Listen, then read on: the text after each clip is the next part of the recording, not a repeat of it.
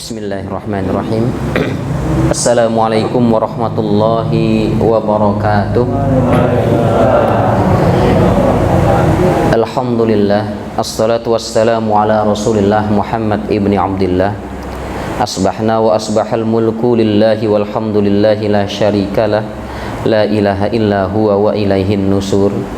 Asbahna ala fitratil islam wa kalimatil ikhlas, wa ala dini nabiyina Muhammadin sallallahu alaihi wasallam, wa ala millati abina Ibrahim hanifan musliman wa ma ana minal musyrikin.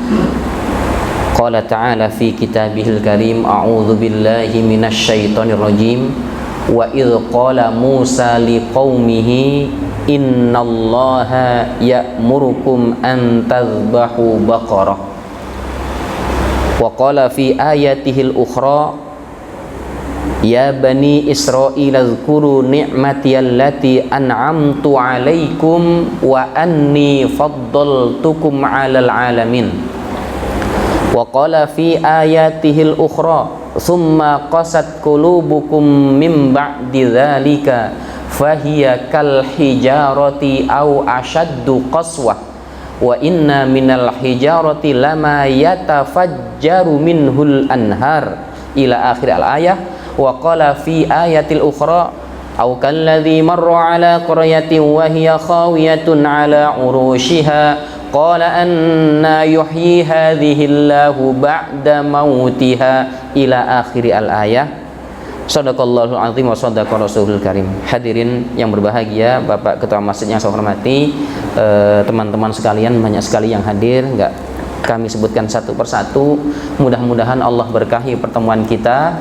Dan saat ini sesuai dengan sabda Rasulullah sallallahu alaihi wasallam, yata'aqabuna fikum malaikatun bil lail wa malaikatun bin nahar, summa ya'rujul ladzina batu fikum wa yas'aluhum rabbuhum kaifa taraktum ibadi taraknahum wa hum yusallun wa atainahum wa hum yusallun, kama qala fi kitabihil karim inna qur'anal fajri kana mashhuda. Saat ini telah barusan terjadi malaikat siang turun ke bumi yang dituju masjid, dan malaikat malam naik ke langit, setatnya juga dari masjid.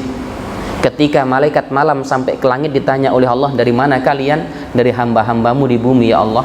Apa yang mereka lakukan?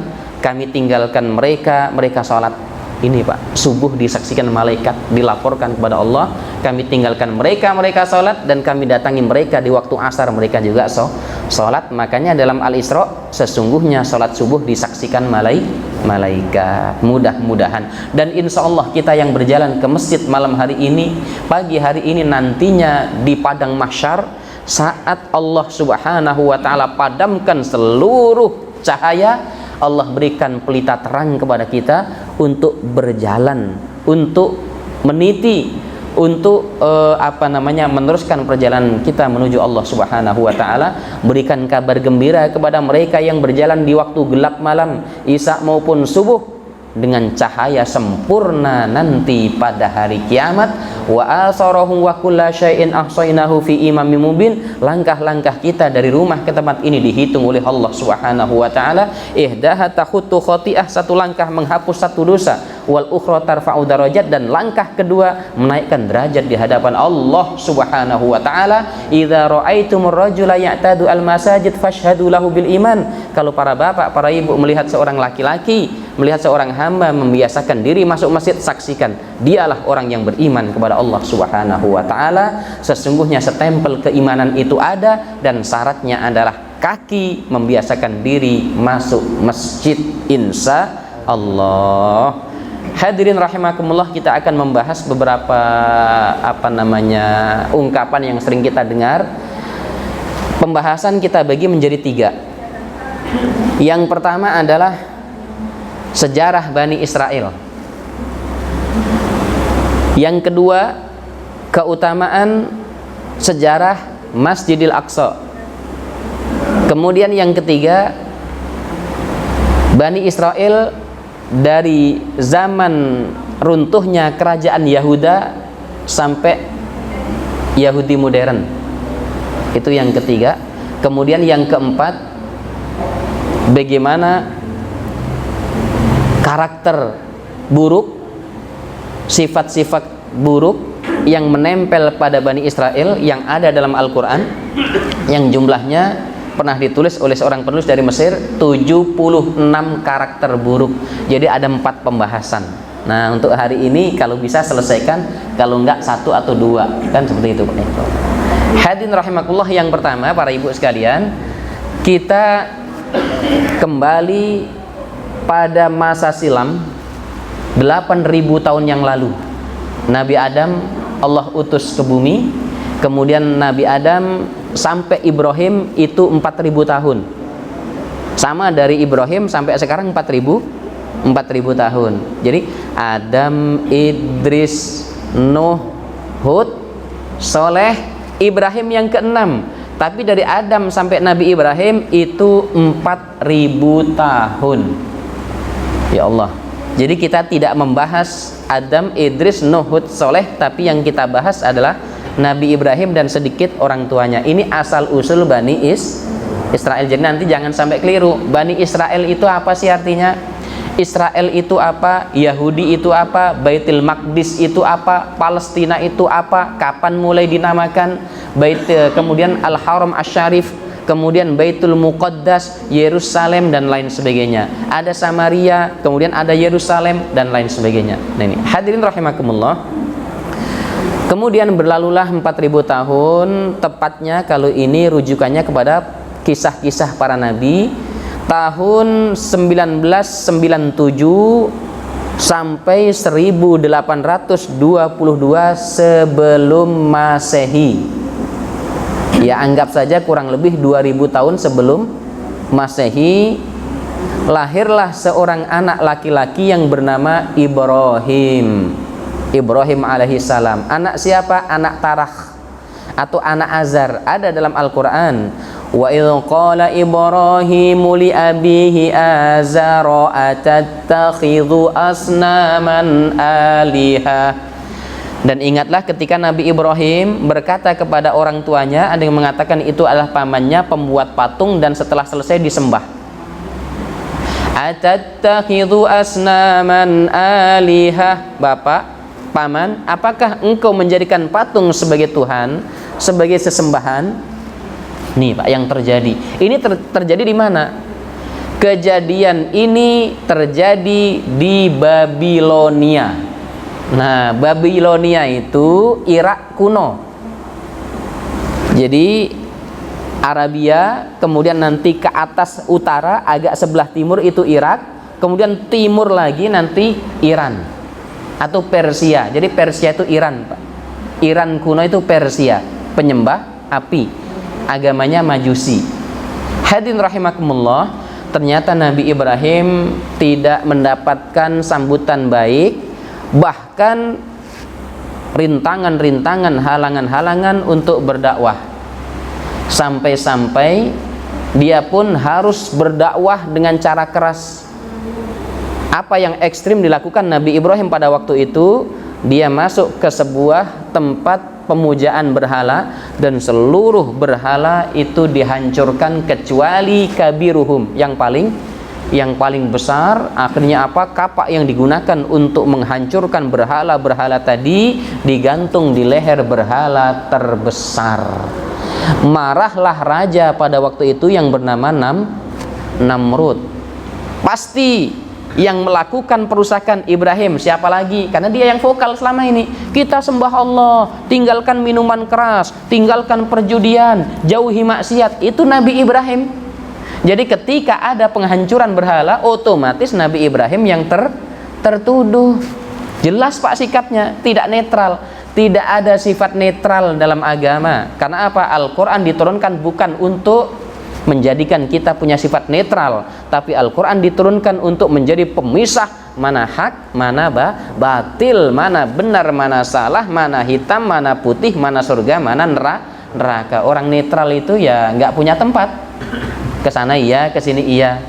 Itulah yang dinamakan muka banyak tadi, Pak. Hadirin rahimakumullah. Akhirnya Nabi Ibrahim pun dibakar di dalam api unggun terbesar di muka bumi, dilemparkan dengan menggunakan katapel, masukkan kemudian tarik bareng-bareng, dilepaskan. Mereka bersorak-sorak. Ternyata apa? Setelah api padam, keluarlah Nabi Ibrahim. Jangankan badannya terbakar, pakaiannya pun tidak terbakar. Allah berfirman, qul ya naru kuni bardan wa salaman ala Ibrahim. Api dingin, selamatkan Ibrahim keluar dari bara yang menyala, yang menganga berwarna merah itu, santai dia. Akhirnya apa? Allah Subhanahu wa taala perintahkan Nabi Ibrahim hijrah, tinggalkan Irak, tinggalkan Babilonia. Dia mengarah ke utara, jauh dari utara kemudian ke selatan. Sampailah Nabi Ibrahim ke sebuah negeri yang dinamakan dengan negeri Kan'an. Nah, negeri Kan'an. Kan'an itulah yang sekarang dinamakan Palestina. Kapan penamaan Palestina? Penamaan Palestina tahun 135 Masehi. 135 Masehi, artinya 400 tahun lebih sebelum lahirnya Rasulullah Shallallahu Alaihi Wasallam sudah dinamakan Palestina, yang dulu Kan'an. Kan'an juga tempat ditujunya oleh Nabi Musa saat membawa Bani Israel lari dari kejaran Fir'aun. Hadirin rahimakumullah, Nabi Ibrahim pindah ke Palestina, pindah ke Kan'an, menikahlah dengan seorang wanita suci, wanita mulia, wanita baik luar biasa yang bernama Sarah atau Saroh, yang bernama Saroh. Kemudian ternyata di Kan'an Palestina, takdir dari Allah, ditimpa paceklik, miskin. Akhirnya Nabi Ibrahim merantau lagi. Kemana? Ke Afrika. Tepatnya di mana? Mesir. Disitulah Fir'aun berkuasa. Nabi Ibrahim hijrah ke Mesir dari Palestina, tinggalkan Palestina, pindah ke Mesir. Ternyata apa? Sampai Mesir disambut baik oleh Fir'aun. Fir'aunnya bukan Fir'aun Ramses II yang menindas Bani Israel, bukan. Di Mesir Ibrahim menikah. Nah, yang kedua dengan seorang wanita asli Mesir yang bernama Hajar. Nah, jadi istri pertama Sarah, yang kedua Hajar. Setelah itu pindah lagi ke Palestina, karena Palestina atau Kan'an negeri yang dijanjikan Allah untuk Nabi Ibrahim. Sesampainya di Palestina, Nabi Ibrahim ternyata harus melaksanakan perintah yang berat untuk dilaksanakan. Hijrah kemana? Bersama Hajar dan anak kecil yang bernama Ismail, masih bayi merah, harus pindah ke Makkah al-Mukarramah, laisa dzi zar'in wala hayawan wala nabat, sebuah lembah yang dikelilingi gunung-gunung. Kita lihat Pak, penghancuran oleh alat-alat berat di sekitar Masjidil Haram. Pada waktu itu lembah ini tidak dihuni manusia. Jangankan manusia, Bu, burung saja nggak ada di situ, binatang saja nggak ada, termasuk pepohonan tidak tumbuh di Mekah al-Mukarramah. Nabi Ibrahim harus membawa istrinya yang bernama Siti Hajar yang mulia bersama anaknya yang masih bayi merah bernama Ismail untuk ke Mekah. Sesampainya di Mekah ternyata ada perintah lain. Ibrahim kembali ke Palestina. Kembali ke Palestina itu melewati Madinah Munawwarah sekarang, melewati Yathrib, 450 kilo dari Madinah mengarah lagi ke utara ke Palestina, 1000 kilo berjalan kaki. Jadi 1500 kilo dari Irak, kemudian ke utara, kemudian ke selatan lagi, sampailah ke Kan'an. Dari Kan'an Palestina pindah ke Mesir, dari Mesir pindah ke Palestina, punya anak disuruh pindah ke Mekah, dari Mekah suruh pulang lagi ke Palestina untuk menemui istrinya yang bernama Sarah. Di sana Nabi Ibrahim dikaruniai anak yang kedua yang bernama Ishak. Nah, hadirin rahimakumullah, kita tinggalkan cerita Nabi Ismail. Kita tinggalkan cerita Nabi Ismail. Kita kembali ke Palestina.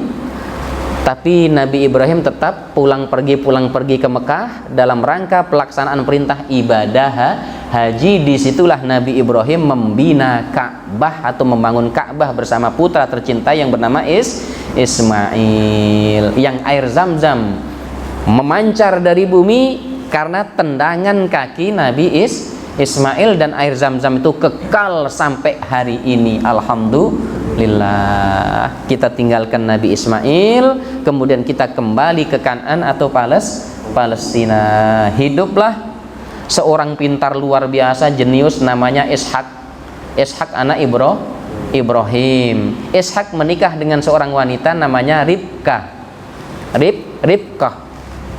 Kemudian dikaruniai seorang anak yang luar biasa, yang anak ini nanti akan menjadi nabi dan rasul yang mendapat gelar Khalilullah dalam bahasa Arab. Bahasa Kan'annya adalah Israil. Siapa dia? Yakub. Nabi Yakub itu punya gelar dari Allah, gelarnya adalah Israil, artinya kekasih Allah. Jadi kalau disebut Israel atau Israel, itulah Nabi Yakub. Hadirin rahimakumullah. Kemudian Nabi Yakub menikah dengan 4 orang perempuan atau istrinya 4. Yang pertama Layah atau Lea, itu punya 6 orang anak. Zebulon, Naftali, dan Isahar, Yahuda. Nih. Kemudian dari istri yang kedua yang bernama Rahel punya 2 anak, Yusuf dan Benyamin. 2 istri yang lain melahirkan masing-masing 2 anak, jadi 12 anak Nabi Yakub. Yang paling terkenal dalam sejarah kita adalah Nabi Yusuf. Jadi anak-anak Nabi Yakub inilah yang dinamakan Bani Israel. Bani artinya keturunan atau anak-anak, Israel artinya Yakub. Jadi Bani Israel artinya anak-anak Nabi Yakub yang berjumlah 12 orang. Nih, jadi nanti pada masa 500 tahun kemudian, tepatnya pada masa diutusnya Allah Nabi Musa oleh Allah, nanti ketika Nabi Musa memukul batu karena diminta oleh Bani Israel air minum, diminta oleh Bani Israel untuk mendatangkan air, maka Nabi Musa memukul batu dan batu itu memancarkan 12 mata air. Fanfajarat minhu husnata asyrata aina qad alima kullu unasim masyrabahum kulu washrabu. Luar biasa, Pak. Nah ini hadirin rahimakumullah, akhirnya apa? Kejahatan pertama muncul, Pak. Persekongkolan Bani Israel yang berjumlah 10 orang untuk menyingkirkan Nabi Yusuf karena dirasa menyita perhatian ayah sehingga mereka kurang diperhatikan. Akhirnya apa? Bunuh, jangan. Buang, di mana? Masukkan sumur. Nanti dia akan dibawa oleh kafilah dagang ke Mesir. Betul. Dilemparkan ke sumur. Singkat cerita, kita tidak membahas ini. Kita langsung bahas Nabi Yusuf menjadi perdana menteri di Mesir, menjadi bendaharawan di Mesir, menjadi pembantu raja paling utama di Mesir. Kemudian Yusuf mengatur pemerintahan negara Mesir, sejahtera, aman, dan subur buminya. Akan tetapi naudzubillah, Palestina Kan'an, Pak, ditimpa paceklik lagi, ditimpa bencana lagi. Akhirnya apa? Nabi Yakub memerintahkan anak-anaknya untuk mencari makanan ke Mesir. Ini juga tidak kita ceritakan sampai nanti diambilnya sukatan atau canting oleh salah satu saudara Nabi Yusuf, yang itu tidak disengaja, tapi Yusuf sendiri yang memasukkan ke karungnya. Kemudian nanti diumumkan, siapa yang mencuri? Kami datang ke sini bukan untuk mencuri, wahai Tuan. Nyatanya hilang. Dendanya adalah yang mencuri tinggal di sini. Kebetulan yang mencuri adalah saudara kandungnya yang bernama Benyamin. Akhirnya ditinggalkan oleh kawan-kawannya sengaja ya, walaupun berat hati ditinggal di Mesir. Singkat cerita, Nabi Yusuf membawa orang tuanya Yakub dan 11 saudaranya hidup di Mesir. Nah ini, jadi Bani Israel dari Palestina pindah ke Mesir selama 450 tahun. Mereka sudah menjadi 12 suku yang besar. Suku Yahuda di sini, suku Naftali di sini, suku Benyamin di sini, Yusuf di sini dan lain sebagainya, sebanyak 12 suku. Tapi naudzubillah Pak, 450 tahun kemudian yang menjadi raja sangat-sangat jahat. Saking jahatnya dia mengaku dirinya menjadi Tuhan. Fahasyara fanada, dia mengumpulkan seluruh rakyat Mesir plus Bani Israel dan berteriak, ana rabbukumul a'la, saya Tuhan kalian tertinggi. Siapa yang berkata? Fir'aun laknatullah. Fir'aun ini membuat satu maklumat, satu keputusan, seluruh anak laki-laki yang lahir dari suku Bani Israel bunuh. Orang-orang tua dikerja paksakan, dirodikan, diromusakan, disuruh kerja, tidak digaji, tidak dikasih makan. Jadi sengsara luar biasa Bani Israel di Mesir. Bukan hanya itu, ditambah lagi dengan maklumat baru tadi, seluruh anak laki-laki harus dibunuh. Mengapa? Nabi Musa, Fir'aun pernah bermimpi akan lahir seorang anak dari keturunan Bani Israel. Dialah nantinya akan menggulingkan kerajaan Fir'aun atau Ramses II. Nah ini, akhirnya apa? Singkat cerita, ini kan udah berlalu 550 tahun Pak. Tidak kita bahas, 500 tahun diantaranya itu nggak kita bahas. Nabi Musa diperintahkan oleh Allah Subhanahu wa Ta'ala untuk menyelamatkan bangsa Israel atau Bani Israel. Nabi Musa waktu bujang tidak kita bahas. Ketika dia membunuh satu orang, ditampar langsung mati, dikejar-kejar Fir'aun, bertemu Nabi Syu'aib, dinikahkan dengan Sapura, juga tidak kita bahas. Menerima wahyu di Gunung Tursina, kemudian tongkatnya menjadi ular, Musa ketakutan dan lain sebagainya. Itu banyak sekali ayat-ayatnya. Hadirin rahimakumullah, Nabi Musa keluar dari Mesir atas perintah Allah Subhanahu wa Ta'ala untuk menyelamatkan Bani Israel. Itu dari mana petanya, jalurnya?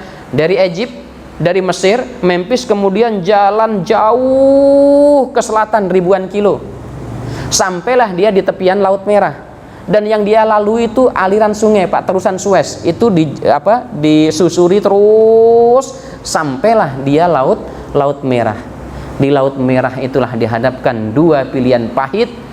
Depan laut nyemplung mati, belakang Fir'aun membawa bala tentara untuk membunuh, menindas, membawa paksa kembali untuk pulang ke Mesir. Akhirnya Allah Subhanahu wa Ta'ala berfirman, pukullah air laut itu dengan menggunakan tongkatmu, terbelah menjadi dua, yang menyibak ke kanan meninggi, yang menyibak ke kiri meninggi, menjadi jalan raya yang nantinya bisa dilalui oleh Nabi Musa dan Bani Israel. Hadirin rahimakumullah, banyak gambar-gambarnya Pak. Jadi kalau kita lihat di internet seperti ini, jadi kanan kiri itu menyibak, kemudian Bani Israel berjalan di tengah jalan di tengah lautan yang sudah mengering. Nah, hadirin rahimakumullah, dari Laut Merah kemudian kembali lagi ke utara, jauh sekali dari Jazirah Arab sampai ke Palestina. Itu ribuan kilo, bahkan 2000-3000 kilo, 2000-an kilo. Allah perintahkan Nabi Musa untuk membawa Bani Israel kembali ke tanah terjanji, ke Kan'an, Palestina. Kan'an inilah yang Allah janjikan, Palestina inilah yang Allah janjikan untuk Bani Israel. Hadirin rahimakumullah. Nah, kejadian luar biasa. Mereka berputar-putar selama, nah ini rutenya kuning Pak, dari atas sini turun ke bawah, mutar lagi. Di situ ternyata apa? Bani Israel menyakiti Nabi Musa. Pertama bersekongkol membunuh Yusuf, mengusir, menyingkirkan Yusuf. Yang kedua banyak sekali kejadiannya di sini. Nanti akan kita bahas khusus. Yang pertama, ketika mereka sudah selamat dari kejaran Fir'aun, kemudian naik ke daratan, Bani Israel melihat orang-orang pribumi menyembah berhala. Ya'kufuna ala asnamil lahum, melihat orang-orang yang mengiktikafi, yang mengelilingi berhala. Maka mereka berkata kepada Nabi Musa, qalu ya Musa ij'al lana alihah.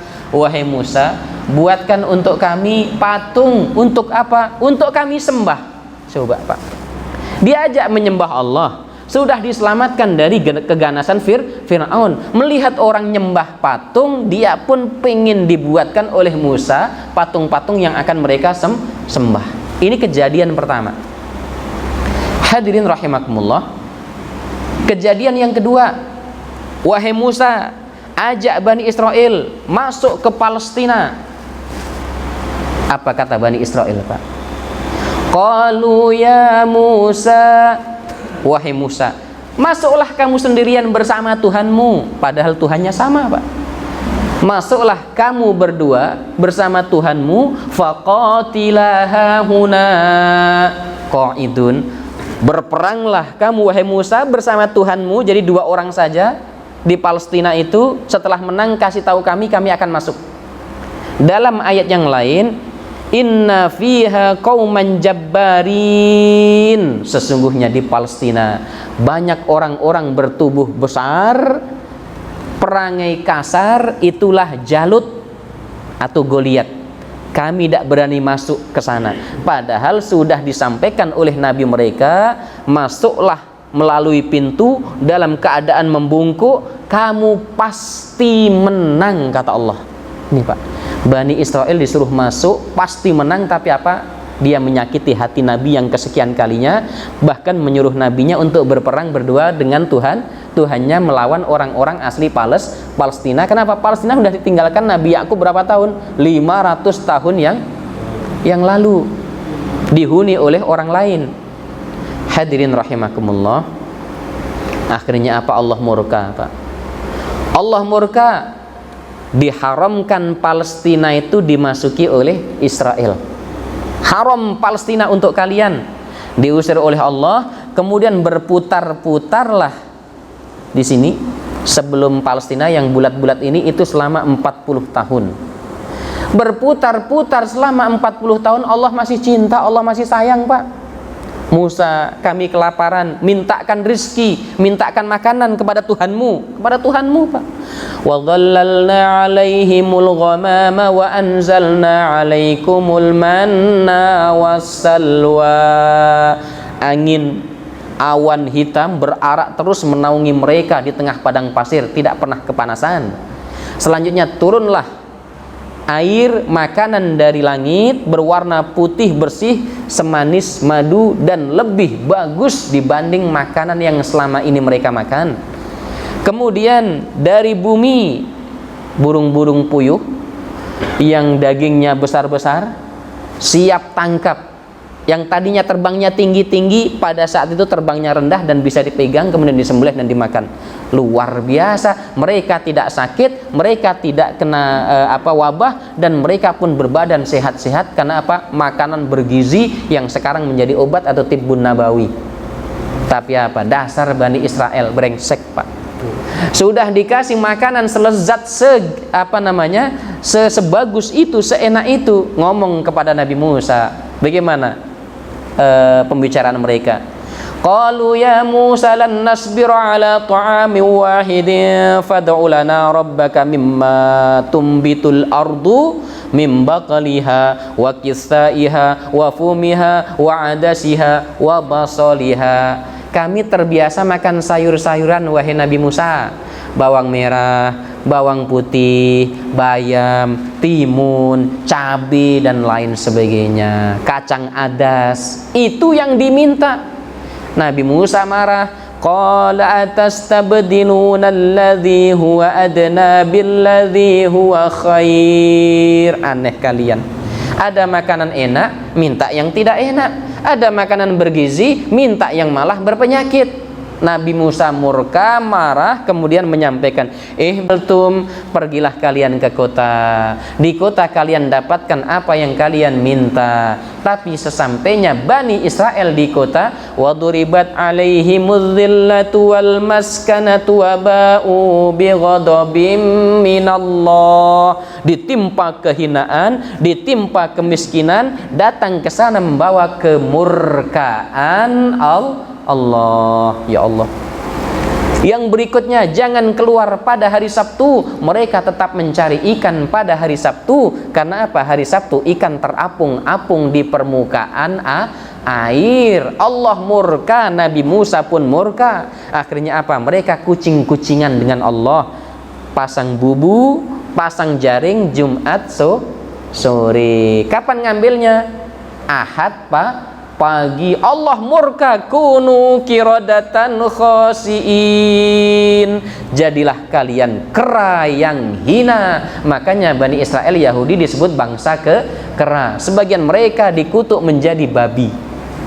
Ya Allah, banyak betul Bu yang dilakukan oleh Bani Israel, ya, sehingga Nabi Musa pun merasa sakit hati. Limadza tu'dzunani, kenapa kalian sakiti aku? Wa qad ta'lamuna anni rasulullahi ilaikum, kalian tahu saya utusan Allah untuk kalian. Ya Allah Pak, luar biasa. Sembah Allah. Lan nu'mina laka hatta narallaha jahrah. Wahai Musa, kami tidak akan beriman kepada Allah sebelum engkau tunjukkan Tuhanmu dan saya melihat dengan mata kepala saya sendiri. Kalau Tuhan nampak, saya baru beriman.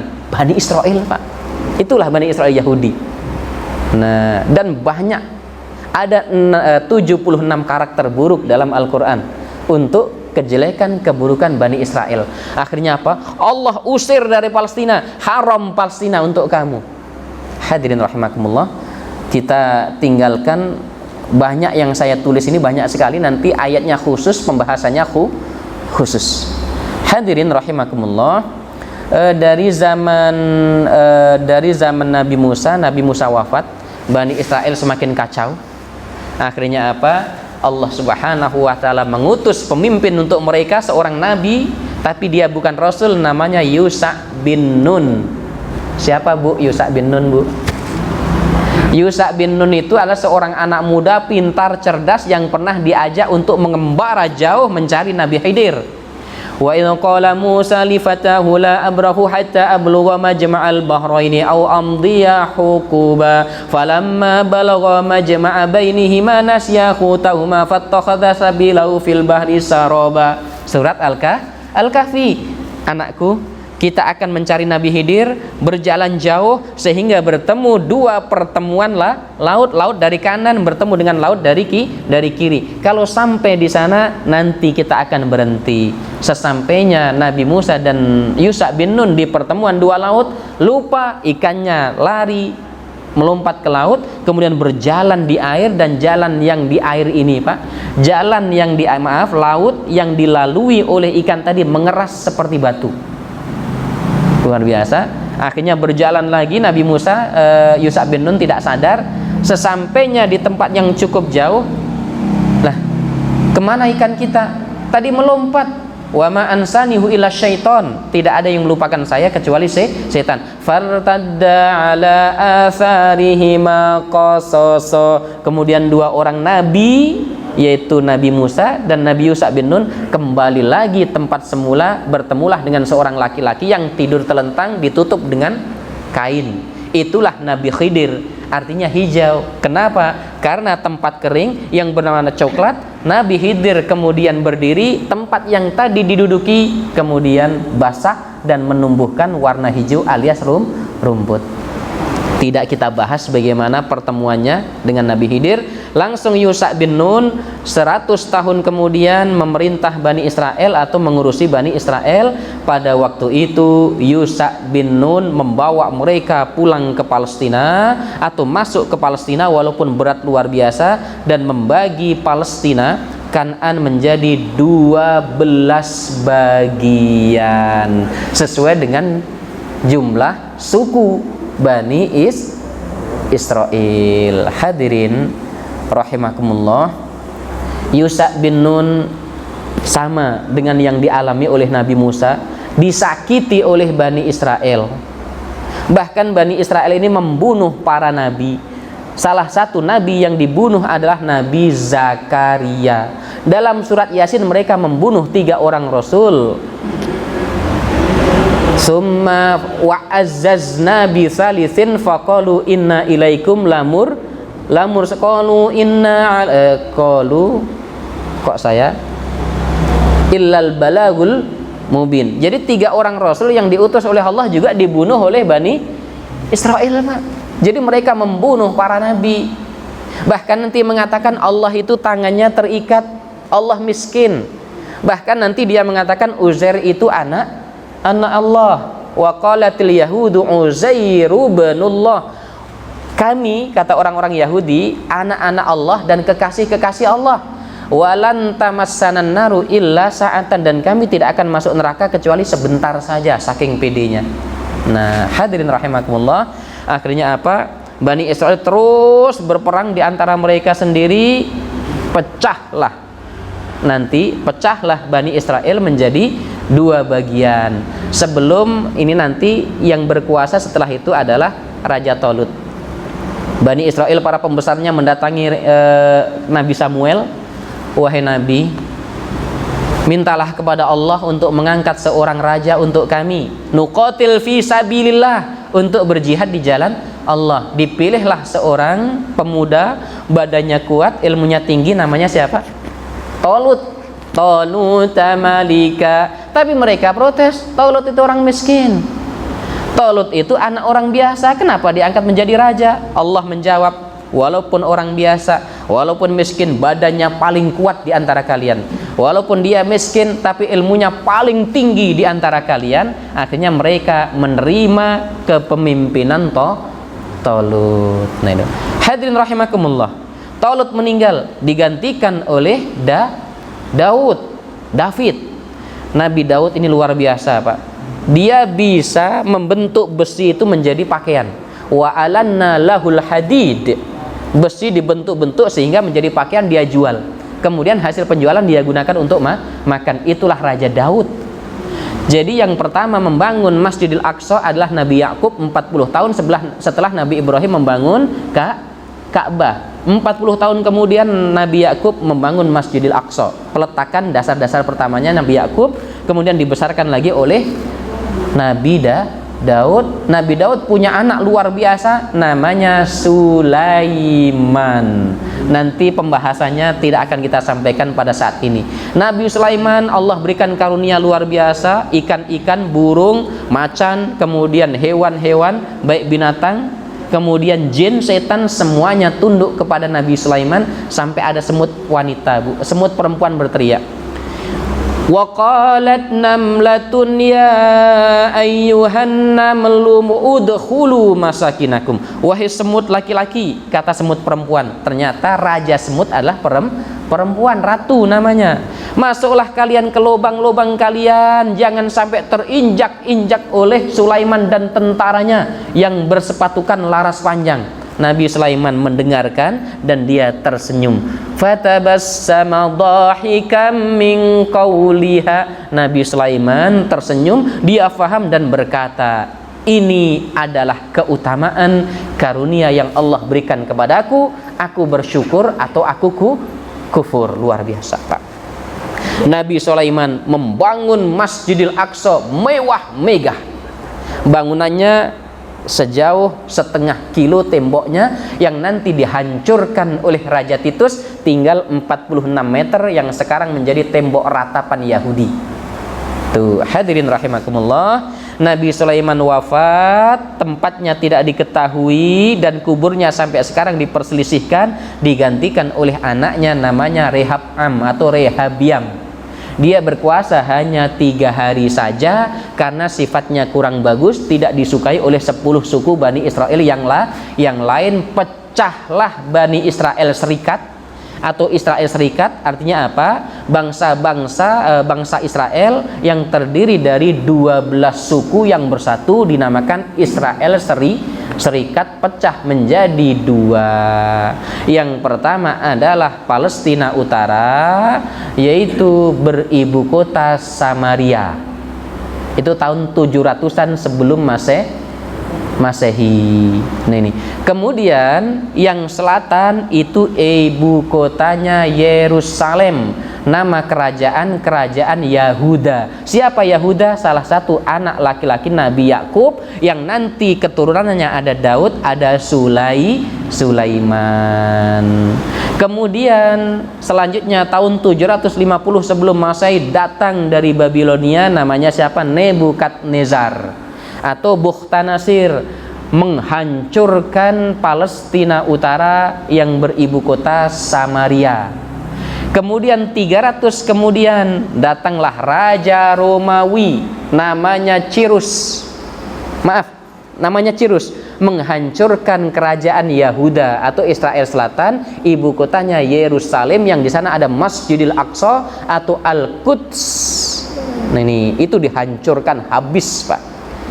Selanjutnya Babilonia kalah oleh Persia, penyembah api. Persia kalah, datang kepada mereka siapa? Romawi, Raja Cyrus. Romawi menghancurkan mereka. Kemudian Romawi dikalahkan lagi oleh Herodes. Pada saat Herodes inilah Palestina dibangun lagi. Kemudian datanglah Raja Titus, Raja Romawi yang jahat, menghancurkan Palestina sehancur-hancurnya, rata dengan tanah. Allah Subhanahu wa taala berfirman, "Au kalladzi marra 'ala qaryatin wa hiya khawiyatun 'ala urushiha." Seorang laki-laki yang bernama Uzair naik keledai lewat Palestina. Dia pun berkata, bagaimana Allah menghidupkan kembali tanah yang sudah rusak, hancur seperti ini? Atapnya rata dengan tanah, tembok-temboknya rata dengan tanah. Allah matikan dia selama 100 tahun, kemudian dibangunkan. Berapa lama tidur, Mas? Sehari atau setengah hari. Ternyata apa? Kenalan. Dia bangun. Setelah dia bangun, melihat makanannya masih bagus, minumannya masih bagus, tapi keledainya nggak ada, tinggal tulang belulang berserakan. Allah berfirman, "Wangdur ila himarika walinaj'alaka ayatan linnas." Wangdur ilal izam, lihatlah tulang belulang itu, kemudian tulang menyatu menjadi kerangka, dibungkus dengan daging, dan akhirnya menjadilah dia keledai. Dinaiki lagi, dia kembali ke desa semula, bertemu dengan masyarakat. Siapa kamu? Saya Uzair. Siapa Uzair? Uzair itu hidup 100 tahun yang lalu. Saya adalah Uzair. Diceritakan silsilahnya, desanya, orang tuanya, dan mereka tunduk sujud berkata, wa qalatil yahudu Uzairu ibnullah. Orang-orang Yahudi mengatakan Uzair anak Allah. Hadirin rahimakumullah, zaman Titus, Romawi berkuasa, habislah Yahudi, Pak. Tidak ada sejengkal tanah pun milik mereka, apalagi Palestina. Selesai. Nah, ini belum Nabi Muhammad lahir. Nabi Muhammad lahir 600 tahun kemudian. Jadi cerita kita dari zaman Nabi Ibrahim sampai hancurnya kerajaan Yahudi kuno. Nanti Yahudi modern sampai pencaplokan tanah Palestina yang diprakarsai oleh Inggris dan USA, dilegalisasi oleh Al-Umam Al-Muttahidah alias PBB. Perampok masuk ke rumah kita, rebutan. Akhirnya apa? Pak RT datang. Untuk perampok 55%, untuk tuan rumah 45%. Dan perampok terus menggusur, terus merebut sampai tinggal 10%, tidak nyampe sekarang. Jadi tahun 1947 itulah tahun perampokan luar biasa yang dilegalisasi oleh Al-Umam Al-Muttahidah. Begitulah cerita sedikit. Jadi baru 1/4 yang kita sampaikan. Kisah Bani Israel yang brengsek, kengeyalannya luar biasa, membunuh para nabi. Nabi Musa pun sampai murka berkali-kali. Itulah sifat-sifat mereka. Wallahu alam bisawab. Mudah-mudahan sedikit memberikan informasi sehingga kita punya keberpihakan. Berpihak kepada mana? Israel atau Palestina? Kan seperti itu. Ini belum penaklukan oleh Umar bin Khattab, oleh Salahuddin Al-Ayyubi, dan oleh raja-raja Turki Utsmani. Wallahu alam bisawab. Panjang lebar, mohon maaf pada para bapak, para ibu, menyita waktunya panjang sekali, ternyata baru 1/4, Pak. Nah, ini wallahu alam bisawab. Kita akhiri. Assalamualaikum warahmatullahi wabarakatuh. Langsung doa ya. Kita tutup dengan berdoa kepada Allah Subhanahu wa taala. Alhamdulillahirabbil alamin. Allahumma shalli wa sallim ala sayyidina Muhammad wa ala ali sayyidina Muhammad. Allahumma ighfir lil muslimina wal muslimat wal mu'minina wal mu'minat al ahya'i minhum wal amwat innaka sami'un qaribum mujibud da'awat wa ya qadiyal hajat. Allahumma ja'al jam'ana hadza jam'an marhuma wa iftiraqana min ba'di iftiraqan ma'suma. Rabbana zalamna anfusana wa illam taghfir lana wa tarhamna lanakunanna minal khasirin. Rabbana atina fid dunya hasanah wa fil akhirati hasanah wa qina adzabannar. Walhamdulillahirabbil alamin. Assalamualaikum warahmatullahi wabarakatuh.